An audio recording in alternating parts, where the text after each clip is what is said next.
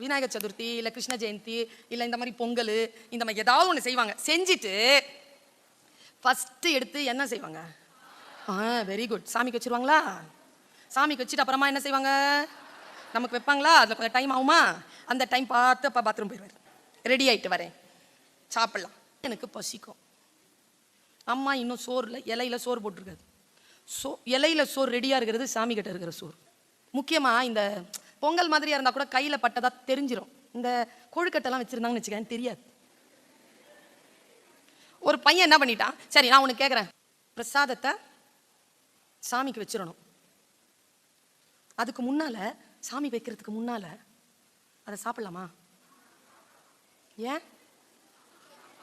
சாமிக்கு நீ சாப்பிட்டா என்ன ஆகும்? சாமி கண்ண குத்திரும். நம்ம பையன் ஒருத்தர் தான், அவன் பூஜைக்கு முன்னால அவனுக்கு பசிக்குது, அவனுக்கால அவனை வெயிட் பண்ணவே முடியல. அப்பா வேற இல்லை, இப்படி பார்த்தான், எடுத்து சாப்பிட்டான். அம்மாட்ட கேட்டா, அம்மா பசிக்குதுமா. டேய் சாப்பிடப்படாதுடா. ஏன்? சாமி குத்திரோண்டா கண்ணை. பையன் தெளிவா சொன்னான், குத்தாதுமா. ஏண்டா? நான் ஏற்கனவே சாப்பிட்டேமா, குத்தவே இல்லை. நான் என்ன சொல்றேன், பிரசாதத்தை படைப்பதற்கு முன்னால் சாப்பிடக்கூடாது என்பது ஒரு பண்பாடு. அது சாப்பிட்டா சாமிலாம் கண்ணை குத்தாது, சாப்பிடப்படாது.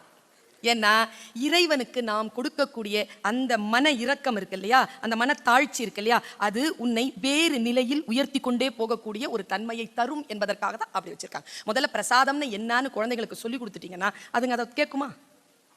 என்னான்னு பேசி கொடுத்துருங்க, சாமி கண்ணை குத்திரும், அவன் குத்தாதான் தான் சொல்லுவான். சாமிலாம் கோச்சிக்காது பிள்ளைகளா, நாம் நம் நிலையிலிருந்து தாழ்ந்து போவோம்.